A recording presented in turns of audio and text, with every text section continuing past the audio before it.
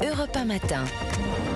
7h, 9h, Dimitri Pavlenko. Place à l'édito politique sur Europe 1 avec Le Figaro. Bonjour Vincent Trémollet de Villers. Bonjour Dimitri, bonjour Anissa, bonjour à tous. Alors Vincent, le ministre de l'Éducation nationale, Pap Ndiaye, a annoncé une partie de ses propositions pour développer la mixité sociale à l'école. Le premier volet concerne donc le public. Le second devrait, d'ici une semaine, concerner le privé. Bon, depuis sa nomination, Pap Ndiaye a fait de ce sujet sa priorité. Vincent, est-ce que vous avez été convaincu par le plan du ministre ? Pour vous répondre Dimitri, il aurait fallu qu'il y ait un plan et qu'il y ait un ministre. Et c'est pas faute de les avoir cherchés, mais la vérité c'est qu'il n'y a pas de plan et que le ministre est le plus souvent introuvable. Pourtant, depuis sa nomination il y a un an, Pap Ndiaye n'a que les mots mixité sociale à la bouche. On peut s'étonner de cette priorité quand l'école subit une dégringolade du niveau, des problèmes graves de sécurité, des tensions communautaires de plus en plus fréquentes. Mais bon, prenons le ministre à son propre jeu. La mixité sociale, donc, cela fait depuis le mois de novembre qu'il promet des annonces imminentes. Mi-avril, il a pointé du doigt les écoles privées au risque de réveiller la guerre scolaire. En début de semaine, le ministère faisait monter la sauce en annonçant avec roulement de tambour des propositions ambitieuses. Et puis rien. Ou plutôt si, la création d'une instance de dialogue et quelques lignes dans lesquelles on trouve tous les mots du sabir techno.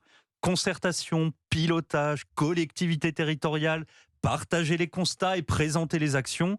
Ça ne dit rien, mais ça remplit le vide. C'est une suite de clichés passe-partout, un peu comme la copie d'un élève qui n'aurait rien révisé. Mais le ministre annonce quand même la semaine prochaine le second volet avec un protocole entre l'école publique et l'école privée.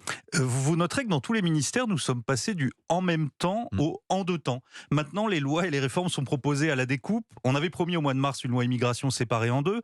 Gabriel Attal a scindé sa loi sur la fraude. Et cette fois donc, on sépare le public du privé. Alors, je n'ai pas lu ce protocole sur l'école privée. Mais ce qu'on commence à savoir, c'est qu'il est très modeste et qu'il ne devrait pas y avoir d'objectifs contraignants. Donc là aussi, la baudruche va se dégonfler. On ne va pas le regretter, mais ça fait une fois encore beaucoup de bruit pour rien.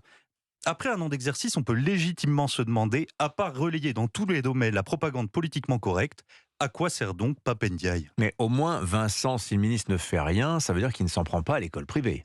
Vous voulez dire qu'il vaut mieux ne rien faire plutôt que faire des bêtises ? Je suis d'accord. Mais c'est encore mieux de faire ce pourquoi on a été nommé, c'est-à-dire améliorer l'instruction publique. Le problème et la vérité, c'est que depuis le jour de sa nomination, Pap Ndiaye, c'est le remords qui dévore le chef de l'État. Il est le verrou qui empêche la droite de rejoindre la majorité et il n'offre aucune satisfaction à la gauche. On lui demande donc de se cacher, de se taire, d'être invisible, ce qu'il avait fait jusqu'ici avec un talent certain, et puis il est sorti sur l'école privée, et l'Élysée lui a évidemment demandé d'éteindre l'incendie. Mais pendant ce temps, c'est toute l'école qui continue de s'affaisser. Je vous rappelle que le ministre est à la tête du chantier décisif pour l'avenir de notre pays. Aujourd'hui, et ce sont les chiffres de la rue de Grenelle, à peine la moitié des élèves de 6e a le niveau de lecture requis pour le collège et un tiers est en grande difficulté.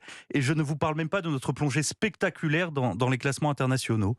Il s'agit donc d'une urgence absolue, mais comme François Mitterrand avait inventé le ministère du temps libre, en nommant Pap Ndiaye, Emmanuel Macron a créé le ministère du temps perdu.